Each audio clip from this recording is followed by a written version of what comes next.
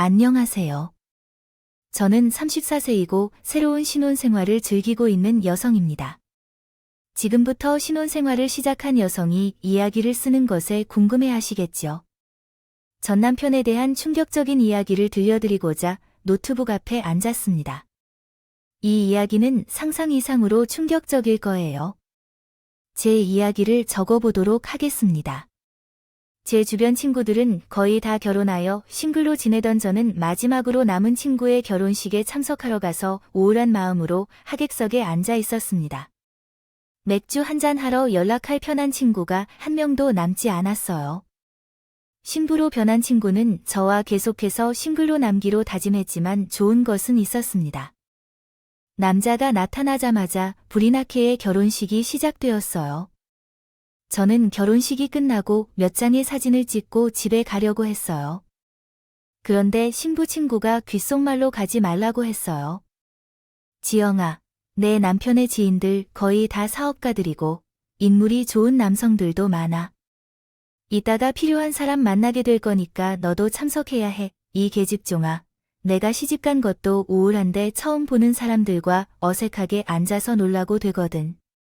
지영아, 너도 시집 가야지. 여기 우리 나이 또래들도 많으니까 잘 봐봐. 필요하다 싶으면 가면 괜찮아. 가능하면 말씀하신 내용을 더 자세히 알려주실 수 있나요?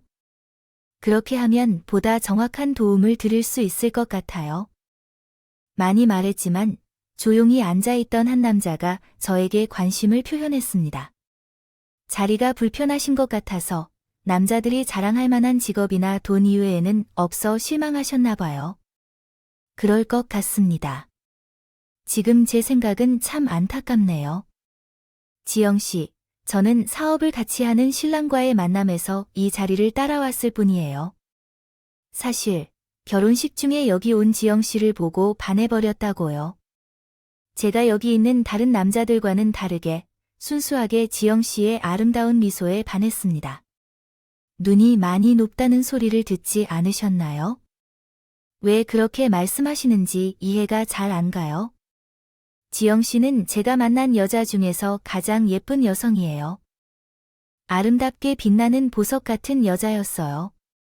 저희 둘이 나가서 함께 한잔할까요? 살짝 고민하는 척을 했지만 저에게 관심을 보여준 남자가 상당히 멋있어서 기분이 좋았어요.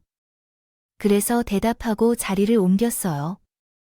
그리고 맥주 바로 가서 생맥주를 마시며 세상 얘기를 나누며 시간을 보냈어요. 조금 취해서 일어나자고 하면서 집으로 돌아갔어요.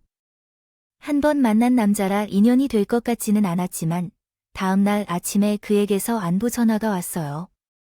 제 기분이 괜찮은지, 잠은 잘 잤는지 물어보고 오늘 하루도 즐겁게 보내라고 인사하고 전화를 끊었어요. 남자와의 관심과 연락을 오랜만에 받아서 그런지 그날은 내내 설레고 기분이 좋았어요. 그리고 그와 자주 연락하다가 주말에 또 만나서 식사도 하고 맥주도 한잔 했습니다. 그러던 중 살짝 취한 그가 저에게 사귀고 싶다는 고백을 했어요. 지영 씨, 제가 첫눈에 반했다고 아시나요? 저, 지영 씨랑 사귀고 싶어요. 결혼을 목표로 하고 만나고 싶습니다. 취해서 하는 헛소리가 아니라 술에 힘을 빌려 용기를 내는 겁니다. 일단 고맙다고 말씀드립니다. 그리고 좋게 봐주시고 고백해 주셔서 기분이 너무 좋아요. 하지만 잘 알지도 못하는 분과 곧바로 연애하기는 좀 그렇지 않을까요? 우리는 당분간 이런 식으로 친구처럼 맥주를 마시며 지내면 어떨까요?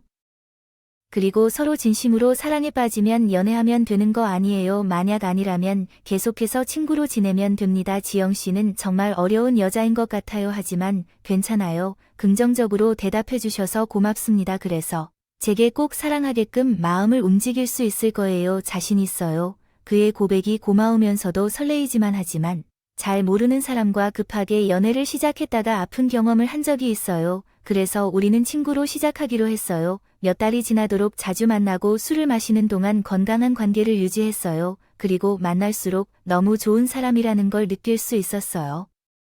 외모도 멋지고 성격도 저와 아주 잘 맞아요. 또 비즈니스를 하시는 분이라 경제력까지 갖추셨어요.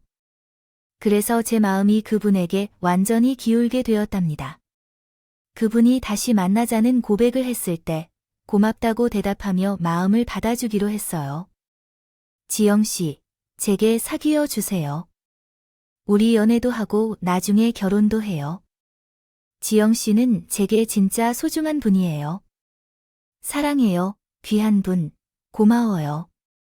그리고 제가 규현 씨를 좋아하고 있어요. 우리 아름다운 사랑을 키워나가도록 해요. 오늘 제 꿈이 이루어진 날인가요? 진짜 신나요. 지영 씨가 내 여자친구가 됐다니. 진심으로 감사합니다. 왜 저렇게 기쁘신지 모르겠지만 그래도 기분 좋네요. 이 마음 변하지 않기를 바랍니다. 만약에 실망시킨다면 곧 헤어질 거라고요. 그런 일은 없을 테니까요. 저는 운명이 이제야 저를 만나게 된 여자를 어떻게 실망시키는 짓을 할 수 있을까요? 제가 지영 씨에게 진심으로 행복을 주겠습니다. 그는 사랑한다는 말을 되풀이하며 긴 시간을 기쁘게 웃었죠. 20대에도 이런 애정을 받아본 적이 없어서 정말 특별한 남자를 만났다고 생각했습니다. 그래서 저희 둘은 반년 넘게 아름다운 사랑을 키워왔어요. 그이는 한 번도 제게 화나거나 삐치지 않게 해주는 사람이었어요. 제 마음을 그보다 더 잘 이해해서 늘 센스 있고 배려심 있게 대해줬어요. 물론 매 순간 사랑의 표현을 해주어 제 입가에 끊임없이 미소가 떠나지 않았어요. 규현 씨와 그와의 깊은 사랑을 반년 더하여 사귀고 1주년이 되었습니다. 그이는 1주년 선물로 반지와 꽃다발을 전달해 주었고 한쪽 무릎을 꿇고 청혼했어요. 지영아, 나랑 결혼해줘. 우리 검은 머리 파뿌리가 되어도 너만을 사랑할게. 규현 씨. 진심이야. 나랑 결혼하고 싶은 거야? 당연하지. 처음 널 본 순간부터 내 동반자라는 걸 느꼈어. 내 진심을 받아주셨지. 형, 자기야. 고마워. 알았어.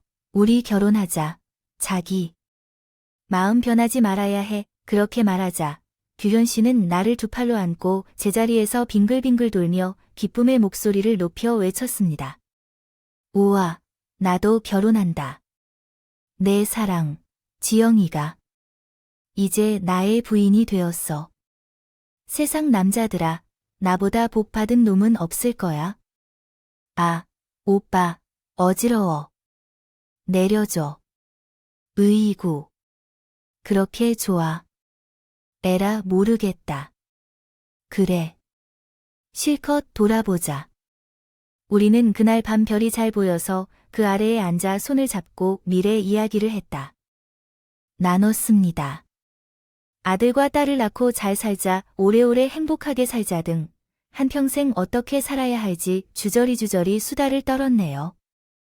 그리고 시어머니 되실 분을 만나 뵙게 됐는데 얼마나 쿨하시던지 제가 만나자마자 크게 웃으시며 말씀하셨어요. 귀연이 놈이 반할만하네. 그래서 두 사람이 결혼하기로 했다고. 그럼 잘 살아봐. 네, 어머님이 만나는데 10초밖에 되지 않았는데 바로 허락해 주셨어요. 우리들 궁금한 게 없으세요? 집안 호구조사 같은 거 안 하세요? 뭐, 내가 그런 걸 왜 하니? 내가 결혼하는 것도 아닌데 말이야.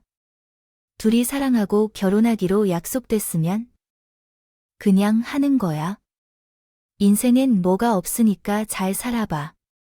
나는 식자재라는 사람과 거리가 멀어.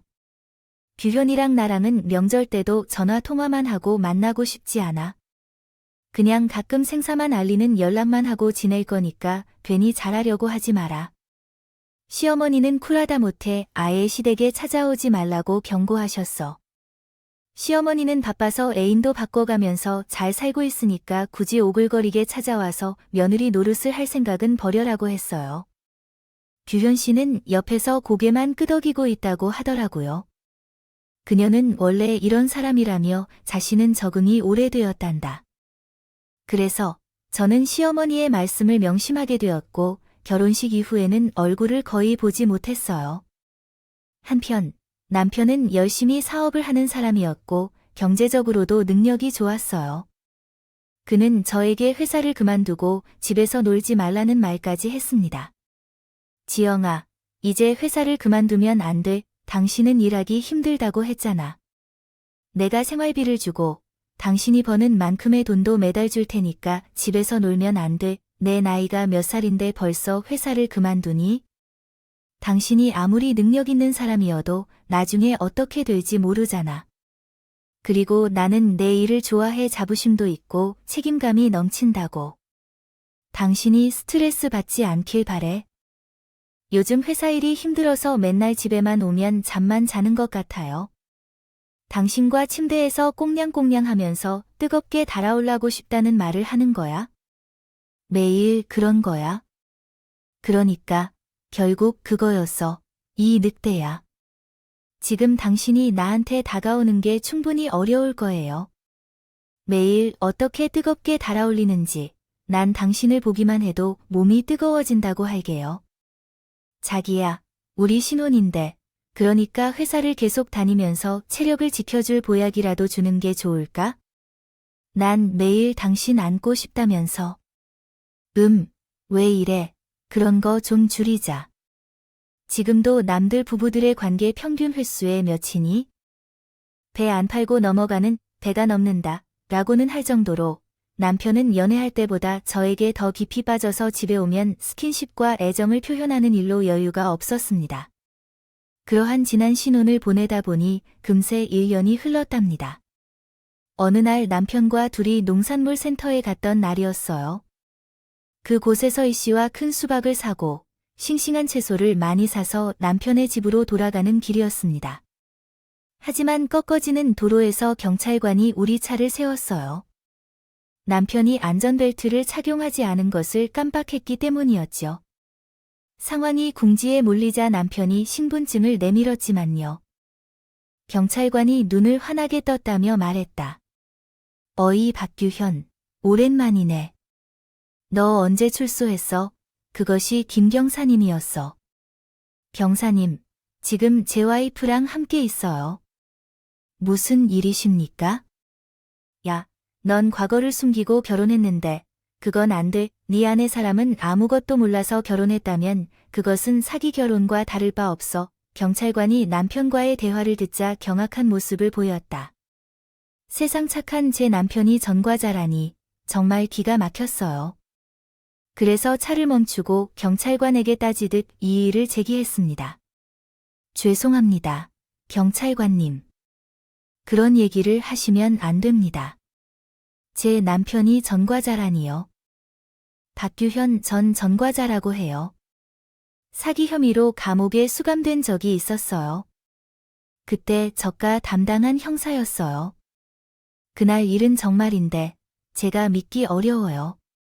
그 놈이 정보를 숨겼기 때문에 어떻게 대응해야 할지 모르겠어요. 그 사람과 그의 원망까지 사기꾼이에요. 소심한 집안 출신이라는 것을 말해주면 안 되는데 불쌍해서 말씀드리고 싶어요. 이 유혹에 빠지지 않도록 신중하게 생각해야 해요. 섹시함에 속아 큰 피해를 입을지도 모를까봐 경찰의 충고를 따라 남편 차에 다시 탑승하지 않았어요. 충격을 받아 산책을 시작했고 남편이 차를 멈출 때까지 모든 것을 설명할 테니 다시 차에 타라고 했지만 마음이 내키지 않아 대답도 하지 않고 집으로 걸어왔어요. 다른 곳으로 향했지요. 갈 곳이 딱히 없었기에 모텔에서 잠을 자고 다음 날에는 회사에 출근했습니다. 일하는 도중에도 남편이 사기꾼이었다는 생각이 떠나지 않아 손과 발이 계속 떨리곤 했어요. 시어머니마저 사기꾼이었다는 사실이 정말 놀라웠습니다. 남편과 바로 헤어지자는 마음은 없었지만 생각을 정리하는 시간이 필요했기에 며칠 동안 집에 들어가지 않을 계획이었죠. 그러나 남편은 내가 예상한 대로 제 회사 앞에 나타났어요. 해명할 기회를 달라며 설득을 해왔고 그래서 어떤 사기를 네게 가해왔느냐고 물었지요. 당신이 사기치고 다녀온 사람이 누구냐? 다른 사람의 삶을 파괴하고 감옥에 가본 사람이 어떻게 이런 존재가 될 수 있지? 왜 당신은 솔직하지 않았어? 나가 당신에게 말했다면 우리는 결혼할 수 있었을까? 사랑하는 사람, 사실을 말할게. 나를 믿고 들어줘.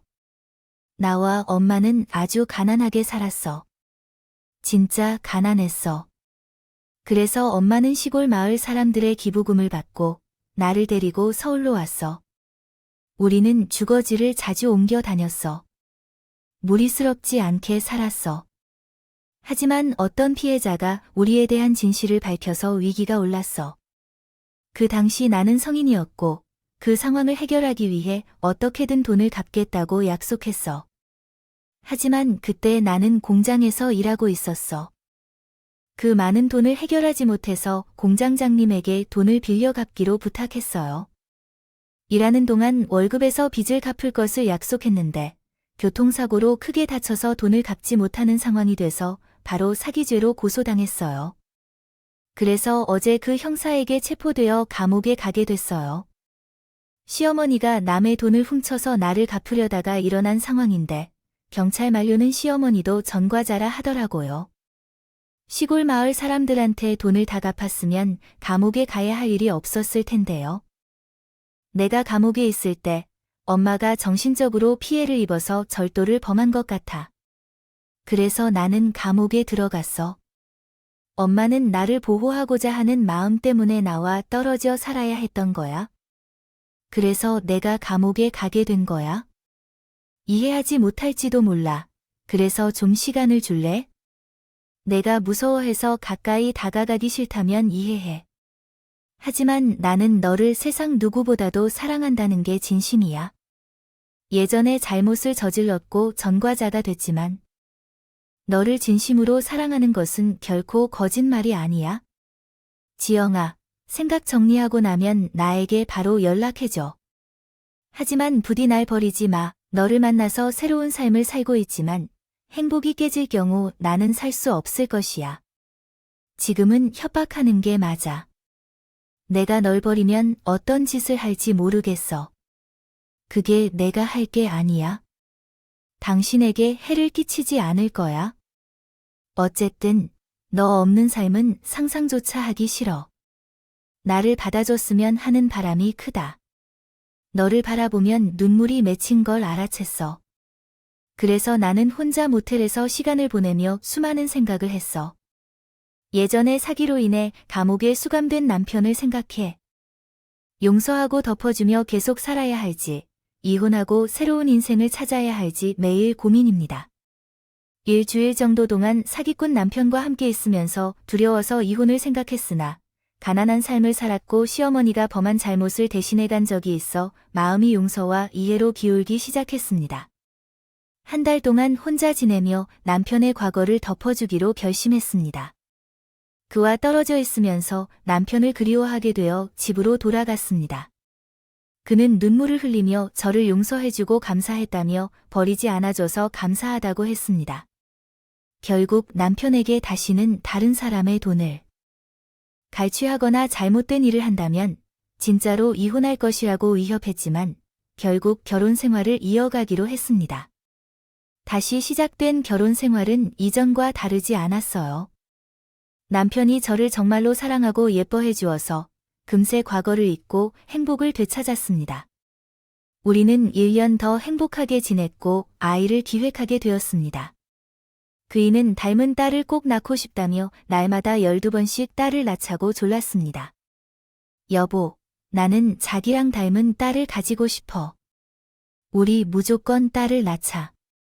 내 맘대로 될 거야. 아들인지 딸인지 성별을 구분하지 말고 둘을 낳자고 했잖아. 그래서 그 2명의 아이 가운데에서 한 명은 딸일 확률이 크지 않을까 모르겠다. 여보, 우리 지금 바로 아이를 가지려고 침대로 가자. 자기야, 우리 1시간 전에 벌써 했잖아. 이러다가 나 쓰러지겠어. 남편은 애정 표현이 너무나 격해서 하루도 편히 잠을 자지 못하고 늦게까지 사랑을 공유했다. 그런데 아이는 이상하리만큼 생기지 않았어요. 거의 반년 넘게 병원에서 일러주는 방식대로 날짜에 맞춰 사랑하며 노력했지만 임신은 깜깜무소식이었습니다. 저는 실망을 크게 하고 있었는데 그이는 괜찮다며 아이 없이 사는 것도 좋을 것 같다며 다시는 이세 이야기를 하지 않았어요.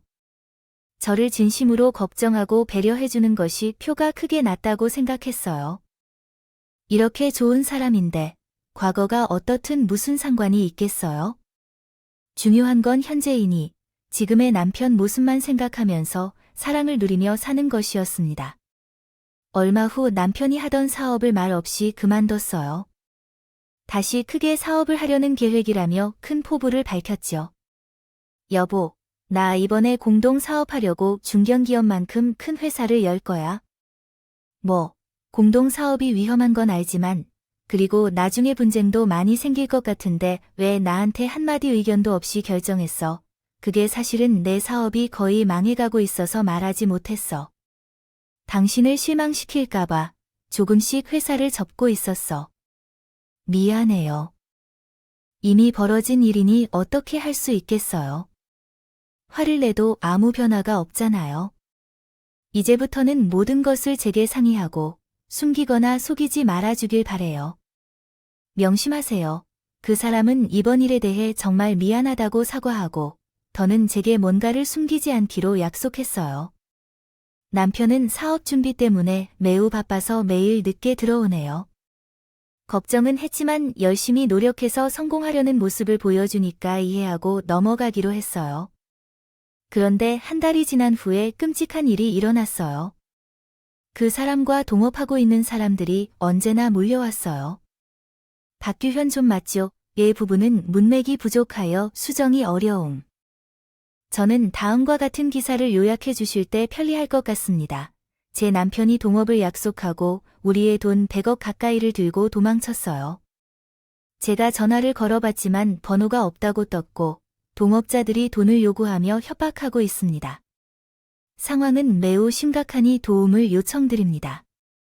됐다 합니당. 제 집에 들어와 남편을 데려오라는 피해자들은 저를 전혀 모르는 척했는데 나가려 하지 않았습니다. 피해자들은 남편이 과거 저지른 죄를 온종일 말하고 있는데 정말로 갑작스럽게 아니었어요. 남편이 제게 감옥에 간 이유는 공장에서 일한 것과 시어머니가 사기로 돈을 빌렸는데 갚을 수 없어서 감옥에 간 것뿐이었습니다. 공동 사업자 한 명이 경찰에 신고하면서 밝혀졌는데 그는 정말로 사기꾼이었습니다. 당신이 누군지도 모르고 결혼한 당신의 남편, 그게 사기꾼이라고 말하는 것처럼 사업 투자 등에 대해 이야기했어요. 하던 중에 갈취한 돈이 수십억을 넘긴다고 했어요. 제가 들은 바로는 돈을 갚지 못해 감옥에 간다고 했는데 여자도 우리처럼 순진해 보이는 게 같아요. 이봐요. 이삭 씨는 피해를 보지 않았어요. 그 자식한테 돈을 빌려준 적이 없냐고 했어요. 네, 저는 돈 같은 거 빌려준 적이 없어요. 사실 그분께서는 제게 생활비를 엄청 많이 받았었을 뿐이고 돈을 빌려준 적은 단 한 번도 없었습니다. 어쨌든 남편과 시어머니가 악명 높은 사기꾼이었고 피해자들도 많다고 하더군요. 그 소식에 제가 기가 막히고 코가 막힐 노릇이었어서 머리가 어지러워졌습니다. 피해자들은 계속해서 눈물을 삼켜가며 계속했다고 하네요. 경찰을 불러야 했습니다. 사정은 알겠지만 전 아무런 잘못도 없었어요. 경찰이 호출되어 집을 나가도록 했죠. 2달 동안 남편이 연락이 끊겨 마음이 놓였습니다. 어떻게든 이혼하고 끝내기로 마음먹었는데 잠시 후 더 충격적인 소식이 전해졌어요. 시어머니에게 연락이 온 것인데 남편이 객사했다고 슬퍼 오셨어요. 미안해하며 어찌 내 아들이 길가에서 노숙하다가 얼어 죽고 세상을 떠났다고 하셨죠. 어머님 지금 말씀하시는 거예요? 그 애가 객사했다고요? 이게 무슨, 지금 농담하시는 거예요?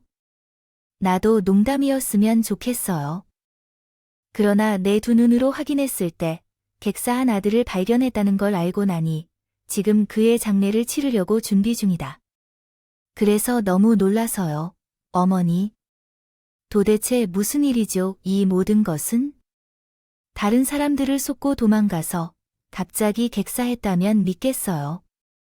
돈을 가지고 도주한 사람이 왜 길거리에서 이런 일을 겪게 된 걸까요? 아마도 수배가 걸려 숨어 있다가 그렇게 된 거겠죠. 자유롭게 돈을 인출할 수 없으니까요. 말할 수가 없어. 아이고, 운명이 끊어진 거야. 너무나도 죽고 싶은 마음이 들어 나도 놀라서 말이야. 어머니, 제가 꿈을 꾸고 있는 걸까요, 지금? 모든 게 믿기지가 않아요. 저는 죽음을 쉽게 받아들이지 못해요. 묻는 말에 대해 같은 답을 듣고 있는 도중에 어느 날 시어머니가 서둘러 장례식을 치르러 와달라고 말했습니다. 그때 내 아들이 편히 가도록 너가 좀 와줬으면 하는 바람이었습니다. 미움과 실증이 느껴질지라도 마지막이니까 안타까운 이별을 마음껏 소망해봐야겠지 않을까? 너가 와야 내 아들도 편안하게 떠날 수 있을 것 같아. 그놈이 나쁜 짓을 했지만 너를 진심으로 사랑하는 마음 하나는 진심이야. 너도 잘 알 테지. 내게도 좋은 사람 같진 않아. 이렇게 부탁해서 미안하지만 지금 너를 보고 싶어. 너를 끊으러 떠나보내는 충격에 온몸이 떨렸다. 얼마 전까지 세상에서 가장 사랑하는 함께했던 사람이 사기를 당하고 길가에서 객사를 했다고 해서 어떻게 제 정신이 멀쩡할 수 있겠어요. 오랜 시간을 떨면서 뒤끝이 끝났고 곧 목소리와 함께 소리 지르고 말했습니다. 사랑과 원망이 섞인 감정이 동시에 터져나오면서 쉽게 진정시키기 어려워 몇 시간 내내 울었습니다. 그리고 남편의 장례식장에 갔어요. 시어머니는 나를 보고 눈물을 흘리며 미안하다는 말을 계속했습니다. 남편의 영정사진을 보고 난이 사랑했던 남편을 다시 보지 못할 것임을 깨달아 혼절했습니다. 입관식을 기다리고 있었지만 어떤 일이 벌어진 것인지 잘 모르겠습니다. 장례를 치르러 가야 해. 저는 어머님께 남편의 마지막 얼굴을 언제 볼 수 있을지 물었습니다. 어머님, 입관식은 언제인가요? 그때 마지막 얼굴을 볼 수 있을까요? 그 입관식은 생략했대요. 내 아들의 얼굴이 많이 훼손되어 있어 충격이 클 수 있으니 보지 않는 게 좋을 거라고 하더라고요. 실은 그 녀석이 노숙하면서 많이 얻어맞았나 봐. 그래서 얼굴이 만신창이래요. 네, 그 정도로 심하게 다친 거예요. 그래도 남편의 얼굴을 봐야죠. 아니에요. 괜히 봤다간 트라우마가 남을 거라고 하더군요. 며느라도 내가 큰 녀석 얼굴을 보면 더 힘들 거야. 시어머니가 자세히 어떻게 말씀하시는지 알려주세요. 아버지가 죽은 후에는 많이 우여곡절이 있었습니다. 장례 지도자들이 손목을 치며 입관식을 막았는데 그래서 결국 입관식을 생략하고 아버지의 장례를 치르게 되었습니다. 3일 장례식을 거치고 화장을 마친 후 아버지의 유골함을 경기도에 있는 납골당에 안치했습니다. 그곳에는 제가 찍은 결혼 사진을 두고 눈물이 나며 가슴이 아프게 느껴져서 주저앉게 되었습니다.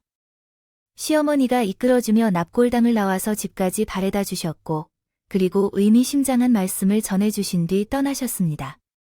슬퍼하지 말라며 곧 기적 같은 일이 생길 거니까 잘 지내라 라고 말씀하신 것 같았습니다.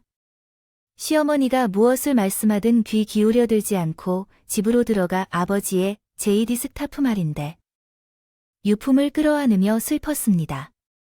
왜 이렇게 일이 나빠진 건지 원망의 말도 하고 진심으로 사랑했었다고 속삭이기도 했습니다. 시간이 약 6개월 정도 흘렀을 때는 정상적인 일상을 보내고 있었어요. 세상을 떠난 남편을 가슴에 담고 조용한 삶을 살고 있었죠. 다른 남자를 만나는 생각은 하지도 않았고 그냥 직장과 집을 오가는 일상을 보내고 특별한 모임이나 친구들과 만나는 일도 거의 없었습니다. 남편과 이별한 뒤 혼자 살고 있는데 시어머니로부터 연락이 왔어요. 남편이 떠나고 약 반년 동안 연락이 끊겨 살았지만 오랜만에 안부 전화를 걸어주더군요. 이런 대화는 일상적이고 자연스럽습니다. 그런 것 같았습니다. 어머님, 오랜만이네요. 잘 지내셨어요? 나는 그래 봐. 너는 어떠니? 마음을 잘 추스려서 지내고 있어요. 네, 이제 많이 괜찮아졌어요. 그런데 어쩐 일로 먼저 연락을 주셨어요? 며느리라 너도 이제 제가 해야지. 맞선 한번 볼래? 네가 아주 좋아할 만한 남자가 있어서 소개해주고 싶다는데. 어머님이 쿨한 분인 줄 알았는데 정도인 줄은 몰랐네요. 저한테 남자를 소개해주겠다고 하시는 건가요? 그래, 어떠니? 네가 만나보면 좋아할 사람을 찾았어. 한번 만나봐라. 아니에요. 아직 마음의 준비가 안 돼서 당분간은 혼자 조용히 지내고 싶어요. 어머니. 한 번만 만나보라 해서 남자 쪽에서 널 엄청 보고 싶어 하고 있어. 그 남자가 쟤를 어떻게 아는 거예요? 아, 내가 그 사진을 보여줬지. 그 남자가 첫눈에 반했다더라. 아, 그래요. 그러셨어요? 어머니. 그래도 전 별로 만나고 싶지 않아요. 이만 끊을게요. 다음에 식사나 한번 해볼까요? 그렇게 맞선 시어머니의 말을 거부하고 전화를 끊었습니다. 그런데 시어머니는 포기하지 않고 매일 같이 전화를 걸어주셨어요. 제발 한번 만나보라고 말했더라고. 그래도 싫다고 거절하고 끊었는데 어머니가 직접 저희 집에 오겠다고 하셨어요. 방문해 주셔서 감사합니다. 여기까지 왜 오셨나요?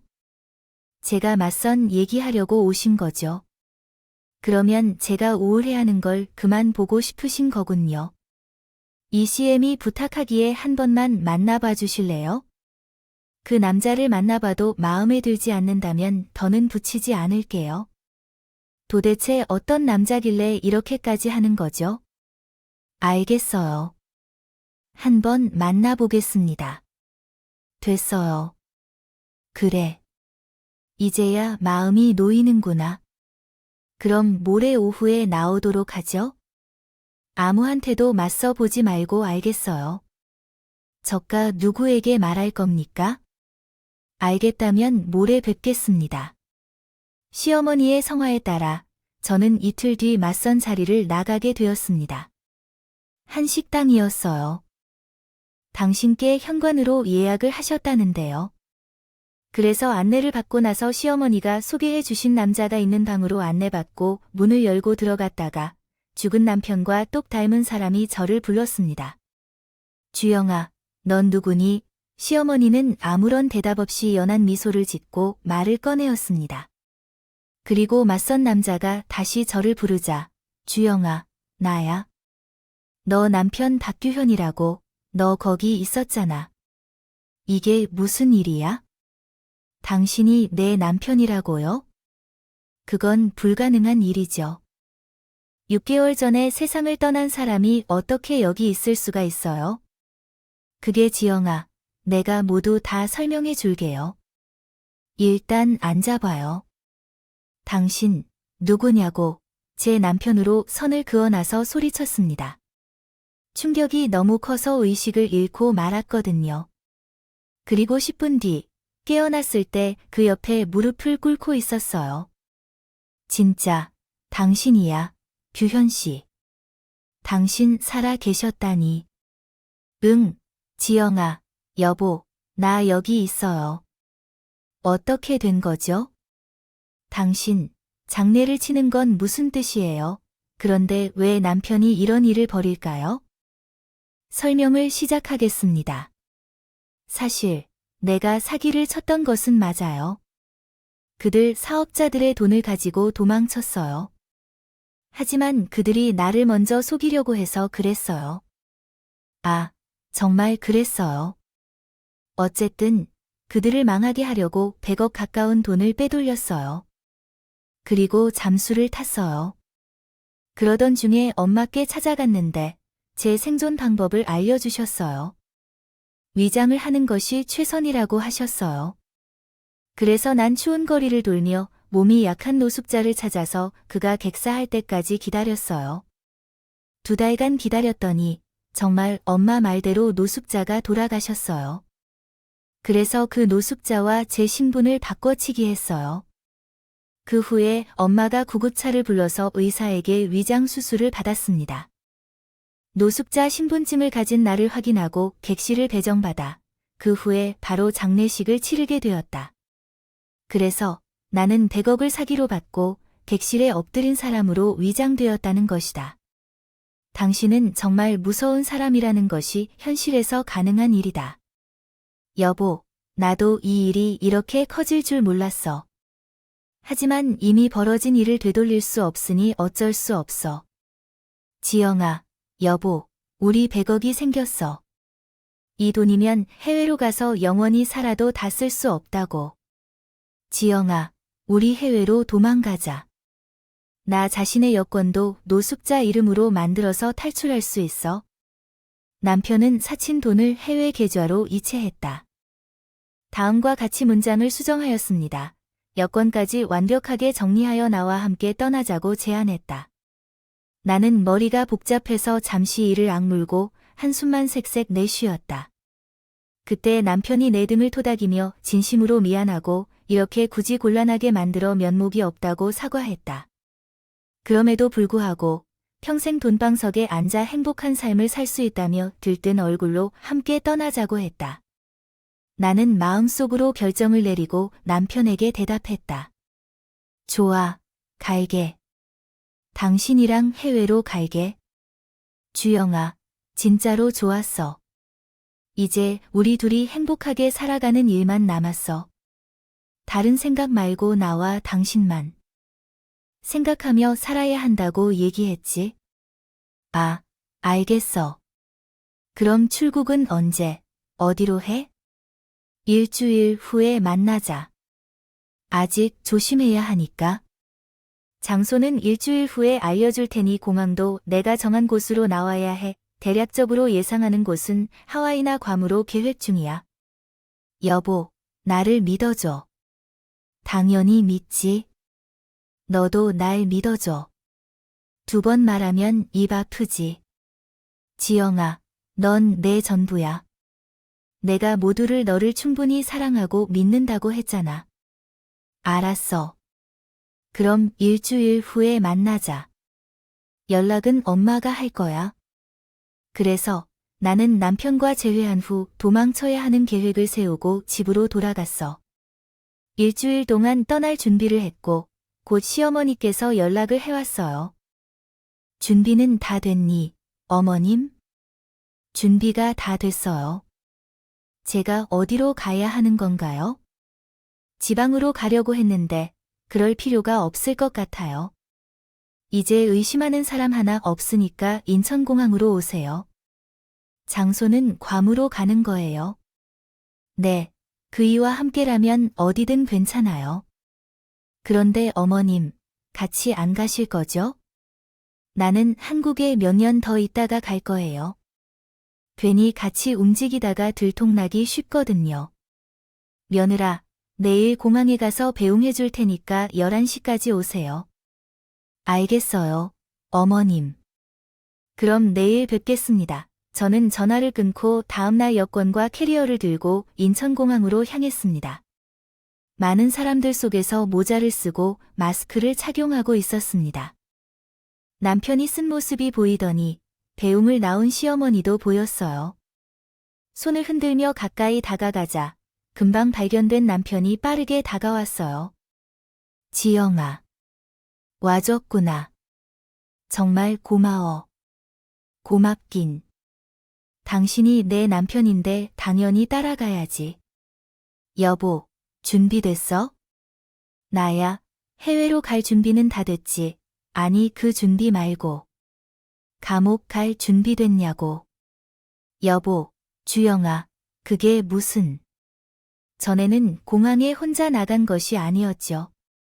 형사들에게 신고해서 같이 온 거였답니다. 제 뒤에 있는 형사들을 발견한 남편이 저를 무섭게 힐끗거리며 다가와서 말했어요. 이런, 개 같은 년, 나 신고한 거야? 야, 배고 부자로 살 생기회가 주어졌는데. 그걸 거부하고 경찰을 불러라. 이 사기꾼 새끼야. 남의 눈에 눈물을 질게 했으면 벌 받아야지. 내 놈이 사기치고 도망가자고 하면 내가 어디서 좋다고 따라갈 줄 알았냐이? 후레자식아, 너 나중에 두고 봐. 니년한테 복수할 테니까. 지금은 도망가야 할 상황이니까. 나중에 보자고. 그이는 다가오는 형사들을 확인하고 바로 등을 돌리고 달려 시작했습니다. 남편은 빨리 도망가는 반면 시어머니는 몇 걸음 가지 못하고 형사한테 잡혔습니다. 남편에게 사기친 돈을 받고 위장 장례식을 치른 사기죄로 체포됐답니다. 그이는 어찌나 빠르게 도망치던지 저도요. 형사 뒤를 따라 달렸지만 모습이 보이지 않았어요. 여러 형사들이 길을 나누어 다시 뛰기 시작했고 저도 느낌에 따라 한 가지 길을 선택하고 앞만 보고 뛰었습니다. 어느새 공항 주차장 끝까지 도착해서 허리를 굽히고 숨을 몰아쉬는데 주차된 1톤 트럭 밑에 사람의 그림자가 보였어요. 거기 숨었다 이 사기꾼 새끼야. 그렇게 말하자 남편이 얼굴을 내밀었어요. 야, 저기 가. 나 못 본 걸로 해고, 라고 했고, 아, 여기 불쌍한 놈아. 나도 널 잡으려고 뛰어왔는데 그냥 가라고, 라고 했습니다. 형사님들, 여기 범인이 있어요. 사기꾼이 여기에 있다고요. 닥쳐. 내가 4년 동안 조금 살피고 다른 데로 떠나야겠다. 그는 트럭 밑에서 기어 나오더니 나를 방치하지 않겠다고 말했었다. 그래서 나는 엎드려서 기어 나온 남편의 두 손을 양발로 밟았다. 너, 진짜 너무나도 사랑했는데 이런 식으로든 뒤를 친다니. 지금 뒤통수를 친 사람이 누군지 몰라서 시겁해서 너거들 뒤통수를 걷어차겠다. 정신 차려. 이 사기꾼 새끼야. 나는 발로 남편의 뒤통수를 마구마구 밟아댄 후 그는 두 손으로 머리를 감싸고 괴로워했다. 그래서 더 큰 소리로 소리치며 경찰을 불렀다. 여기 형사님들, 사기꾼을 잡았다고 하더라고요. 바닥에 엎드려 있던 나의 남편이 벌떡 일어나서 나를 밀고 달아나려고 했어요.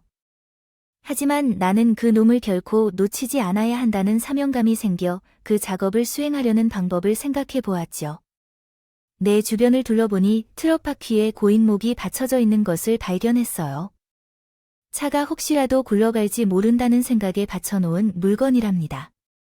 그래서 나는 그 고인목을 잡고 도망가는 남편의 머리를 향해 힘차게 던졌습니다. 결국 고인목은 공중을 빠르게 날아가며 정확히 남편의 뒤통수를 가격했어요. 이게 뭐야? 존나 아프네. 머리가 빙빙 돌아가서 일어서지 못하겠어. 내가 널 만나고 이렇게 머리가 빙빙 돌았다. 이 사기꾼 놈아, 이제 끝이야. 너는 감옥에서 평생 썩어야겠다. 할 거야. 젠장, 왜 내가 전현을 믿었지? 귀신에 죽은 건가? 너 진짜 가만 두지 않아. 그 여자가 소리를 지르며 발버둥 칠 때 형사들이 달려와 그 여자의 팔을 꺾고 수갑을 채웠다. 남편은 형사들에게 끌려가고 나는 그 뒤를 따라갔다. 경찰차에 타게 되면 안심할 수 있을 것 같았기 때문이었다. 이윽고 공항 앞 경찰차에 남편과 시어머니가 나란히 타는 것을 확인했다. 두 사람의 시선은 나를 향하고 무섭게 노려보고 있었다. 형사들이 두 사람의 눈빛을 보자 한 명에게 뒤통수를 후려쳤다. 사기꾼들이 어디서 눈가를 빼더냐? 니들은 감옥에서 그 여자한테 편지라도 보내. 우리가 만나면 당신들의 손가락을 제거할 거예요. 만일 그 여자가 없었다면 우리 모두가 어려운 상황에 처했을 겁니다. 우리는 중요한 목격자이므로 끝까지 책임을 져야 해요. 저는 그제야 안심할 수 있었고 체포되어 나가는 두 사람을 멍하니 바라봤습니다. 그리고 다시 공항 안으로 들어가 비어있는 캐리어를 가져왔어요. 이후 남편과 시어머니의 재판에서 증인으로 출석하여 알고 있는 진실을 고백했습니다. 두 사람은 중형을 받고 해외로 가져간 100억을 압수당해 사기 피해자들에게 반환했습니다. 그리고 남편의 신분이 확신됨에 따라 우리는 다시 결혼하게 되었습니다. 저는 바로 이혼 소송을 통해 신혼집을 위자료로 받으며 완벽한 남자가 되었습니다. 전 범죄자였던 전 남편과 시어머니가 협박 편지 등을 보낼 수도 있을까봐 다른 지역으로 이사했습니다. 핸드폰 번호도 변경하고 이름도 바꾸었습니다. 안전할 것이라고는 하지만 매일 전 남편이 찾아오는 악몽을 꾸고 있어서 가능한 모든 것을 바꿨습니다. 이로 인해 새로운 이름으로 새로운 삶을 시작했고, 운이 좋게도 즉시 취직하여 회사 생활을 하고 있습니다. 그런데 몇몇 남자들이 저에게 관심을 보이는데 쉽사리 마음을 열 수는 없었습니다. 남자는 모두 사기꾼인 것 같아서 신뢰하지 않았어요. 그러나 하늘이 제가 독신으로 살아가는 것을 허락해 주기 싫었는지 어느 날 믿을 수 있는 남자를 만나게 되었습니다. 그 사람은 바로 전 남편의 사기 사건을 담당한 검사였어요. 제 남편의 사건을 책임지던 검사는 사건으로 인해 몇 번 만나다가 마음이 생겼는지 사적으로 만나고 싶다고 했어요. 그래서 저는 남편을 오랫동안 감옥에 썩게 한 장본인에게 대접을 받으러 만나기로 했습니다. 그러나 그 자리가 곧 연인이 된 자리였어요. 검사는 자신이 사기를 치지 않을 것이라고 안심하고 자기를 만나달라고 하더군요. 저는 몇 번의 거절을 했지만 계속되는 대쉬에 모시기는 척하고 있었습니다. 데이트를 하게 되어 결혼했습니다. 지금은 옆에서 자는 남편이 바로 그 검사입니다. 어느새 내 뱃속에는 검사 남편의 딸을 임신하고 있습니다. 검사 남편과 재혼한다고 생각했다면 이름을 바꾸지 않았을 텐데 하고 후회하고 있습니다. 그래도 새 이름이 마음에 들어서 바꾸지 않고 계속 살아가려고 합니다. 배우자가 범죄를 저질러 어려움에 처한 이들도 많을 것이라고 생각합니다. 그런 분들은 어떻게 대처하고 살아가는지 궁금합니다. 물론 제가 내린 결정이 옳다고 믿습니다. 그럼 내년에 태어날 아이와 함께 남편과 함께 행복하게 살아갈 생각입니다. 셋이 잘 사실 수 있도록 응원해 주시기를 바랍니다. 모두 건강하시고 안녕히 계십시오.